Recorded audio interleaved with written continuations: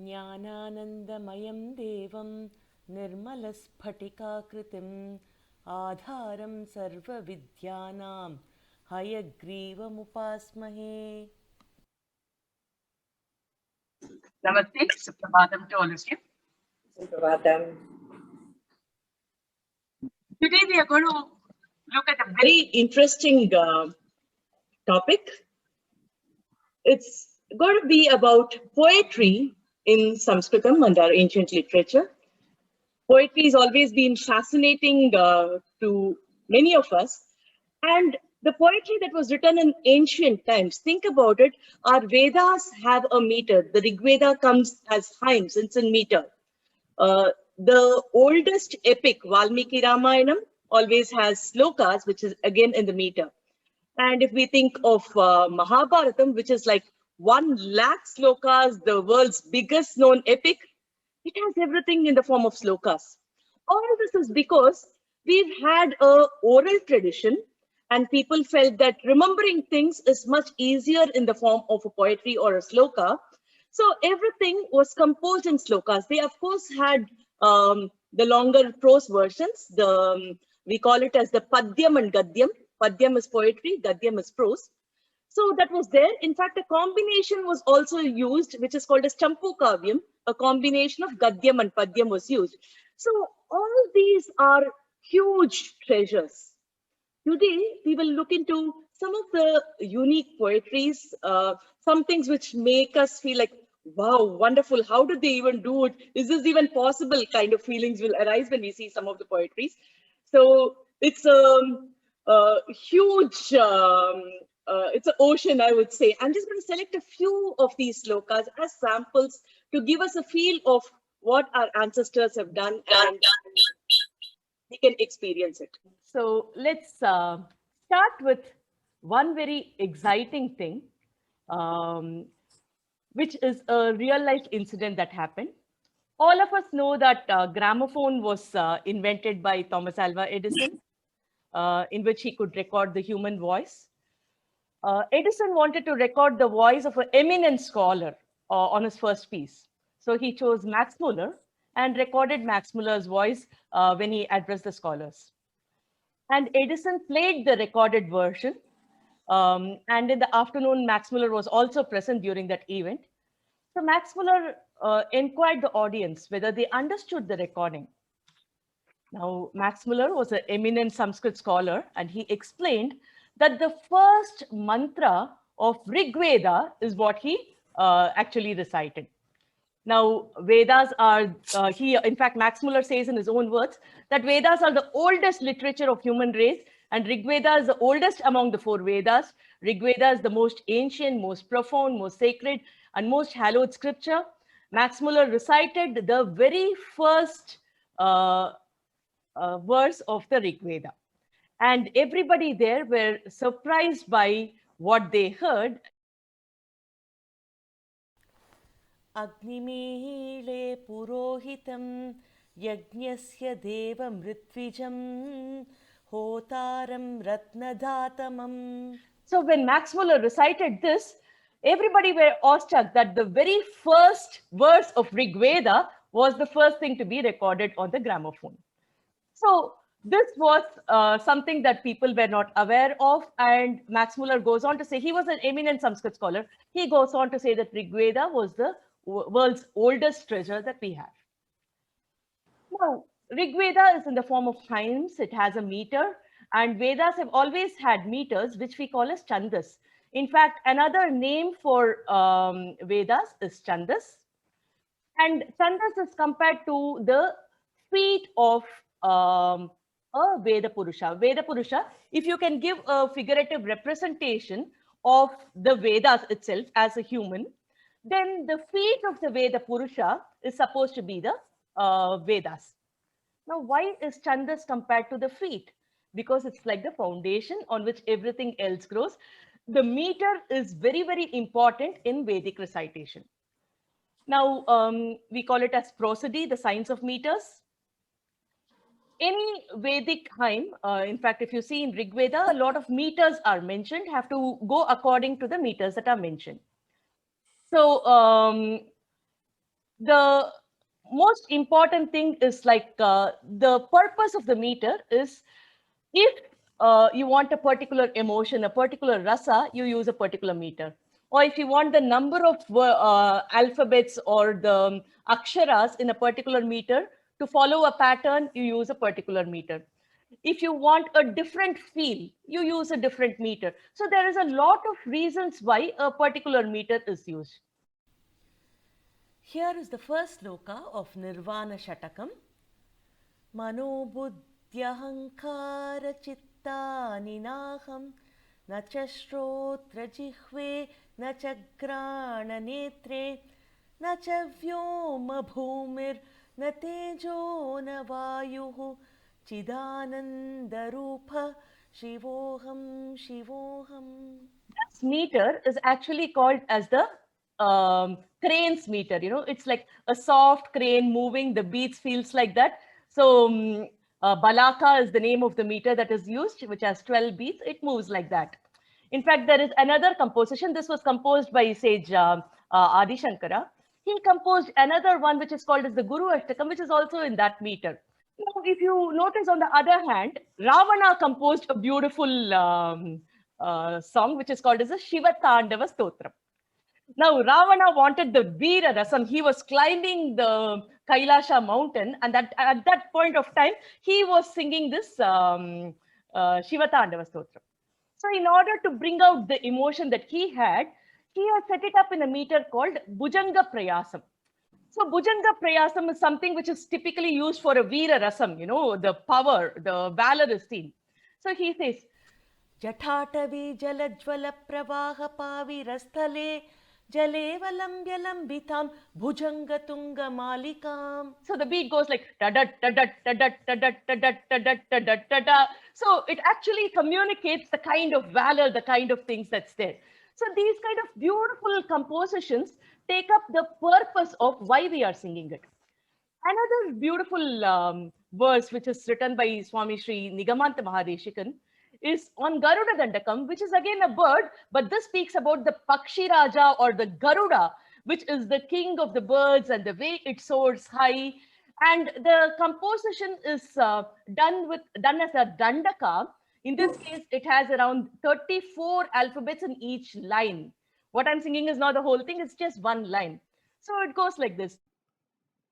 गरुडमखिलवेदन्नीढाधिरूढं द्विषत्पीडनोत्कण्ठिताकुण्ठवैकुण्ठपीडीकृतस्कन्धमीडे स्वनीडा गतिप्रीतरुद्र सुकीर्तिस्तनाभोग गाढोपगूढस्फुरत्कण्ठकव्रात वेधव्यतावेपमान द्विजिह्वादि पाकल्पविष्पार्यमाणस्फटा वाटिकारत्नरोचिश्चठाराजि नीराजितं कान्तिकल्लोलिनी राजितम्. This is one line, a very complicated meter that Swami Sri Vedanta Deshika has used for the Garuda Dandakam. So things like this have been used very differently to bring out the purpose that is seen in the Vedas and Chandas. And the particular purpose why Vedas use a meter is because they want to make it very clear that, okay, these are the exact meters that are to be used. There can be no errors, no substitution should be possible. So a specific meter is used to make sure that there are no errors in the Veda recitation. So Vedas use the Chandas with a very clear purpose that there should not be any changes in the way it is recited. The meters will be very clear. It uses only selected meters. In fact, in Rig Veda, around 11 different chandas has been mentioned. Of the 11 different chandas, we see like 3 chandas, which is frequently used to ensure that there are no deviations from the main concept of error correction. So when we look at the Vedas at large, we will notice that there are these chandas, the Gayatri Chandas, the Anushit Chandas, the Trishtup Chandas. These are quite frequently used in order to ensure that the Vedas follow a particular pattern and nobody can even substitute a particular word in the Vedas. Now, how is this done? It is by using the concept what we call as Chandas. I said Vedas are itself called as Chandas. And now this Chandas is classified as Lagu and Guru. Lagu means small, Guru means large. So anything which has one beat is called a Lagu. Longer or two beats is called as Guru. Now, any metric that we see will have a combination of Lagu and Guru. So if we take the simplest one, then there can be only one Lagu. Because the beat is very small, there can be only one Lagu. So if you have a slightly longer beat, say 3 beats, then what happens is the possible combination can be 1 Lagu and 2 Guru, 2 plus 1 is 3. Or you can have 1 Guru and 1 Lagu in that combination. Or maximum you can have 3 Lagus, which is 3 beats, which can create a particular pattern. So we understand that for 1 beat, there can be only 1 Lagu. When you have 2, you can have a combination of 3. So for every combination, for every Guru and Lagu combination, the patterns can be created, which can be a beautiful matrix that gets created. So for 4 beats, for example, what would be the maximum number of combinations? You can draw a matrix. So you can have a Lagu and Guru combination. Similarly, for 5 beats, you can have combinations. So when you analyze the number of combinations, the 4 beats can have 5 combinations, 5 beats can have 9 combinations, 6 beats can have 13 combinations, so on and so forth.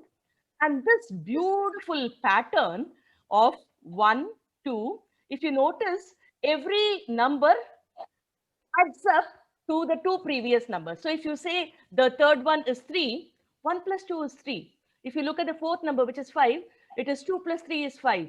If you look at the fifth number, then 5 plus 3 is 8. So on and so forth. This beautiful pattern emerges.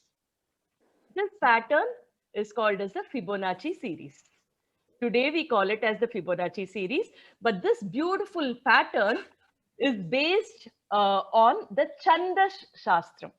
So Chandas Shastram, which was very clearly written by Sage Pingala, explains this in beautiful details of how this Chandas gets created, how this pattern gets evolved. Not only this, he actually stacked these patterns and he created what he called as the Matra Meru. And this Matra Meru is nothing but what we call as Pascal's triangle today, which goes all the way to the golden mean. So Pascal's triangle was created by Sage Pingala. Today they say that he lived 2,500 years back. And all these were documented and the beautiful Chandas Shastra was given to us. This Chandas pattern was available in the Vedas. Rig Veda uses the Chandas, but it was not really used by humans in the initial time. During the Treta Yuga, these were not common. Only in Vedas they recited the Chandas, and Chandas was synonymous to Vedas. But later what happened is, one day, a beautiful incident happened in the life of sage Valmiki Maharishi. He was going on a stroll near a riverbed, and there were some beautiful birds. 2 such birds were very intimate. They were sharing love and affection together. Sage Valmiki Maharishi, in this beautiful natural surrounding, was so happy seeing all this. And all of a sudden, a hunter shot one of the 2 birds, and the bird fell down dead. Valmiki Maharishi was very upset seeing this whole thing. Such a beautiful, intimate moment was shared by these 2 birds. And how did an hunter actually just come and kill a bird? So he was very upset. And at that point, his sorrow actually turned into anger against the hunter, and he cursed the hunter. So he cursed the hunter using this particular phrase.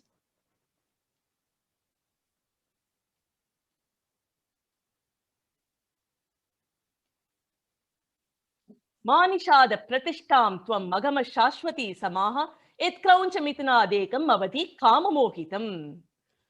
So he says that the hunter will never find rest in his life, and because he killed one of the 2 birds, which was, in love. So this actually came out of his mouth, and then he started thinking about it. Oh my God, what did I just do? And he realized that whatever curse he spelt out came in the beautiful meter of Anushtup, which was used in Rig Veda. So this is like Manishada Pratishtam Tvam Agamashashwati Samaha Yet Krauncha Mithunadekam Avadhi Kama Mohitam. So he was wonderstruck. How did such a beautiful meter come out of my mouth? And as he's thinking about it, he thinks like, why should the first meter be something of a curse? It happened to come from my mouth, but it could have been something really auspicious. Why should it be a curse? That too, it came out when I was, depressed and filled with sorrow. So Lord Brahma comes and appears in front of sage Valmiki, and he says, the beautiful language Sanskrit has a lot of different meanings. So what came out of your mouth is not really a curse, it is actually a Mangala Sloka.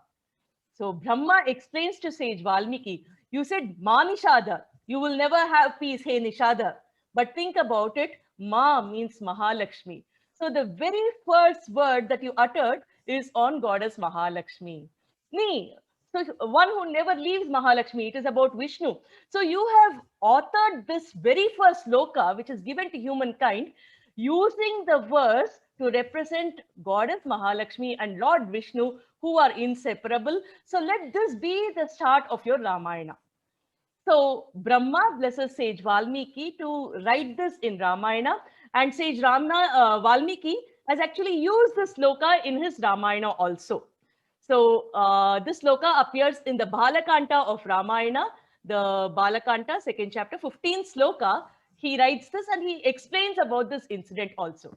So the world's first poetry, which all of us have to be proud of, is from our own Ramayana, which is Manishada Pratishtam, starting with goddess Mahalakshmi. It's such a wonderful thing that all of us should memorize and take it as a pride to the next generation. Now, how did all this beautiful poetry expand at a later time is very interesting. Sage Valmiki himself uses this kind of pun, Ma could mean Mahalakshmi as well as no, right? So a lot of these kind of puns were used in Sanskrit language. So what happens is he has used a similar thing in many slokas across Ramayana. And once a poet named Vararuchi was asked, what do you think is the best sloka that's there in Ramayana? Now, Vararuchi thinks about it because every sloka excels in one way or the other. So how do I actually determine which is the best sloka? So when he thinks about it, something strikes him. And he comes out with his opinion of what is the best sloka, which is a very, very interesting thing. When we think of Ramayana, we are reminded about Rama, of course, and Sita. So the god and goddess come in front of our eyes, and possibly Lakshmana and Anjaneya come to our eyes. Now, the sloka which the poet Vararuchi chose is the sloka which was told by Dasharatha has three wives, right? Kausalya, Kaikeyi, and Sumitra. So this sloka was by Sumitra. Sumitra has not written so many poems in Ramayana. Her role is also very restricted, but he has chosen this particular sloka and he says that that's the best sloka. So what was that sloka about? Now let's just picturize or visualize the event that happened. Lord Rama has been asked to go to the forest. Goddess Sita insisted that she will join Lord Rama and she will go to the forest with him. So Rama said, okay. Now, Lakshmana wanted to accompany them and serve them for 14 long years. Think about it. Lakshmana is just 27 years old. He's a youth who has, his palace, all the riches that he can think about in the palace. But then he wants to accompany Lord Rama and Sita all the way to the forest, not for a day or two, but for 14 years. Now here he goes and wants to seek the permission of his mother. Typically, what will a mother say? Mother will say, come on, Rama has to go because it is his duty, but you don't have to go. You can enjoy the richness in the entire palace. Everything is there for you. Why do you want to go there and struggle? Avoid it, kind of things, right? But what Sumitra told will be a surprise for all of us. And Vararuchi says that this particular sloka is sufficient. You don't need too many slokas in Ramayana explaining how Sumitra was. This one sloka explains her in detail. So that is the sloka which was chosen as the best sloka by him. And what does the sloka say? Sloka says, Ramam Dasharatham Vitti Mam Vitti Janakatmajam Ayodhya Matavim Viddi Gachatata Yatha Sukham. So Sumitra says, Ramam Dasharatham Viddi. Now think of Lord Rama as Dasharatha himself. Mam Viddi Janakatmajam. Think of me to be Janakatmajam. Janakatmajam is Janaka's daughter, which is Sita. Ayodhyam Atavim Viddi. Think of the forest to be Ayodhya itself. Gacha Tata Yata Sukham. Tata is like, hey, my dear child, my dear son. Gacha, please go. Yatha Sukham, seeking in pursuit of happiness, please go. Now think about it. The palace and the richness is not happiness, according to Sumitra. She says, Gacha Tata Yatha Sukham. Go in pursuit of the happiness. Go behind Rama and Sita. Think of Rama to be Dashratha, Sita to be myself, and go serve them. So that was the attitude of Lakshmana's mother. No wonder Lakshmana served Rama and Sita for 14 long years. But then our acharyas go a step deeper, into the sloka, and they say that there is a lot more than what meets your eye. It's not as simple as what it's seen. Because many people say that in Ramayana, Rama does not reveal himself as the Lord. He behaves like a human. But there are so many other slokas which reveal that Lord Rama is God himself. He's an avatar. He's an incarnate. So this sloka is credited with such brilliance by our acharyas. So the way the inner meaning in this needs to be understood is Ramam Dasharatham Vitti. Dasharatham means, because Ratha means chariot, so the Garuda being in the chariot is called as the Dasharatha. So the one who has Garuda as his vehicle, which is Lord Narayana, is mentioned in this. Ma, as we know, is Mahalakshmi. So the Ma is Sita. So in this sloka, Sumitra actually says, you know what? Lord Rama is none other than God Narayana himself. And Sita is none other than the universal mother, goddess Mahalakshmi. Ayodhya means Yodumna Shakya, one which can never be won. That kind of a place is the ultimate abode. Gacha Tata Yata Sukham. So be with them, because that is the purpose of this Jivatma, for eternal happiness. So go behind this. This becomes the inner meaning of this beautiful verse which Sumitra had mentioned. So Vararuchi says that this is the best verse in Srimad Ramayana. Ramam Dasharatham Viddi Mam Viddi Janakatmajam Ayodhyam Atavim Viddi Gacha Tata Yata Sukham. So this sloka is in Ayodhya Ganda, the 40th Sarga, 9th sloka.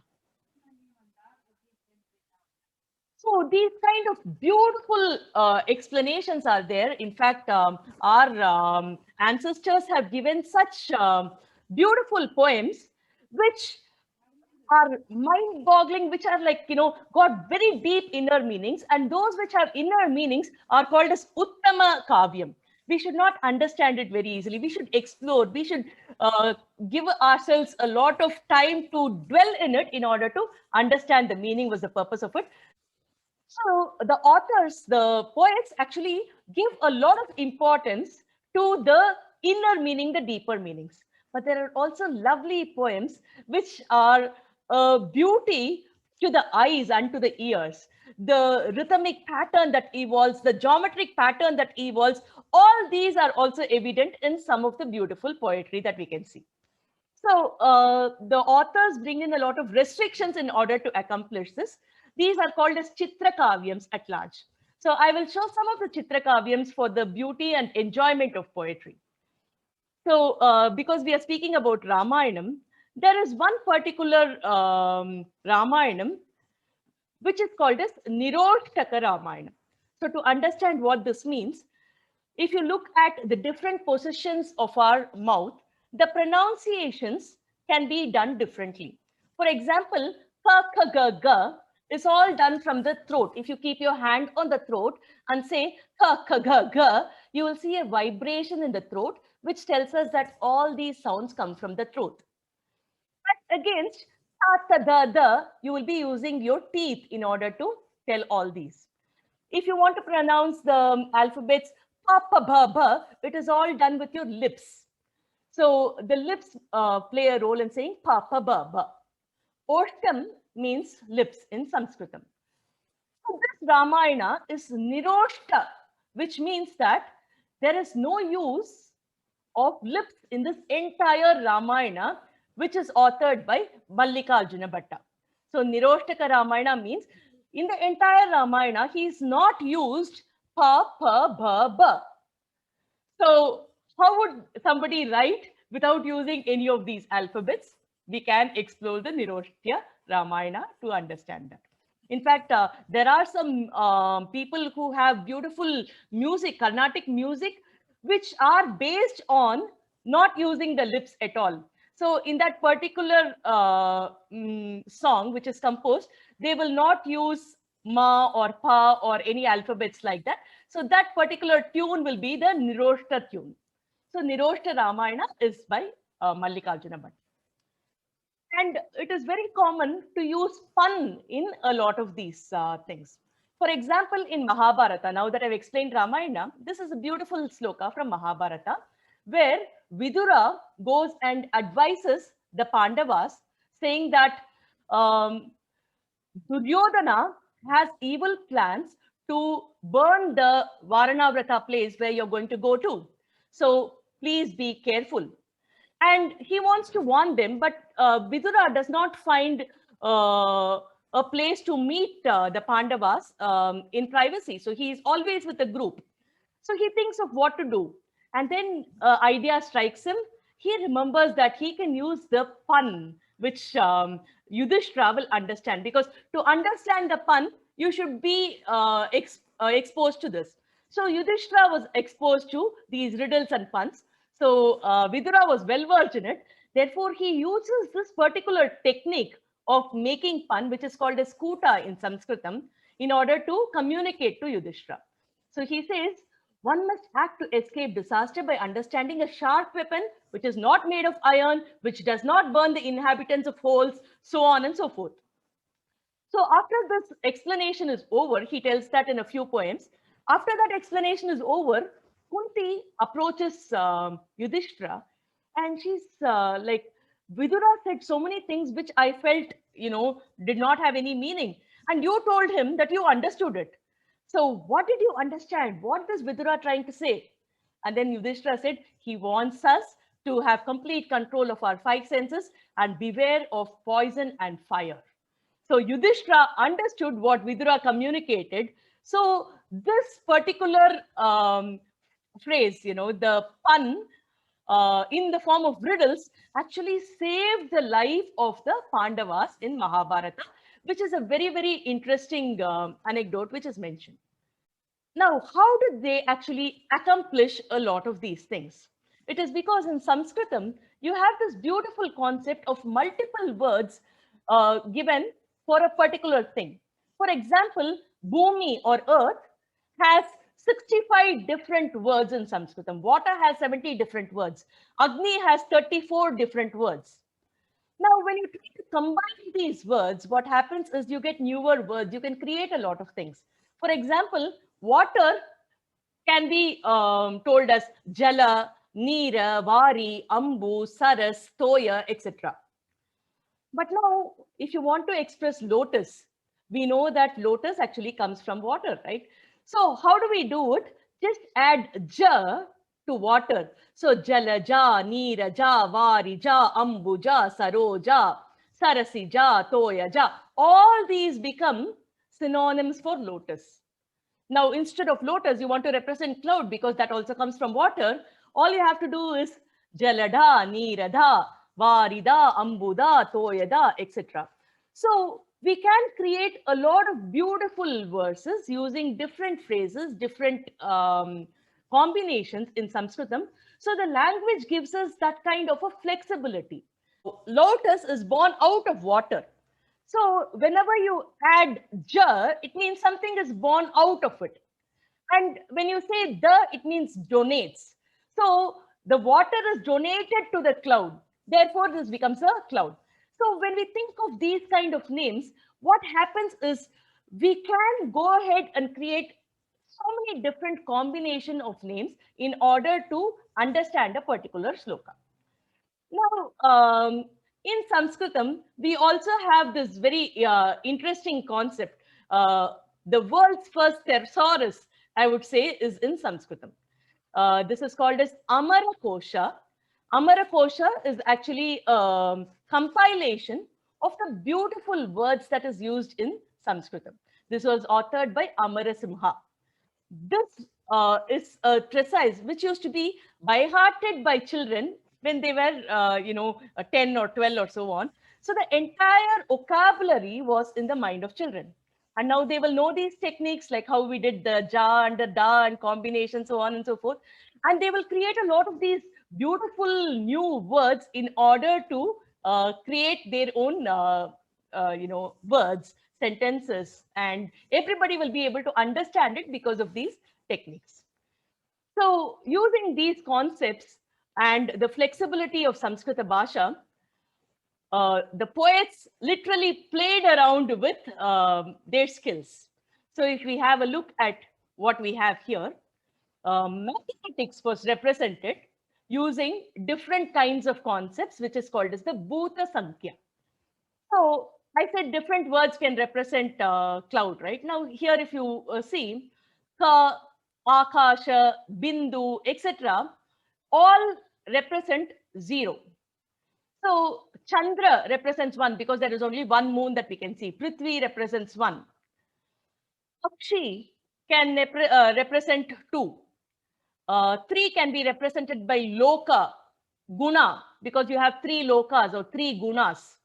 Vedas are 4 in number, yugas are 4 in number. So 4 will represent yugas. So basically what people try to do is, in order to bring in mathematics into poetry, they used a lot of what they see in their regular life or what everybody were familiar with, and use these words in order to substitute for numbers in poetry, thereby bringing in a lot of mathematics into poetry.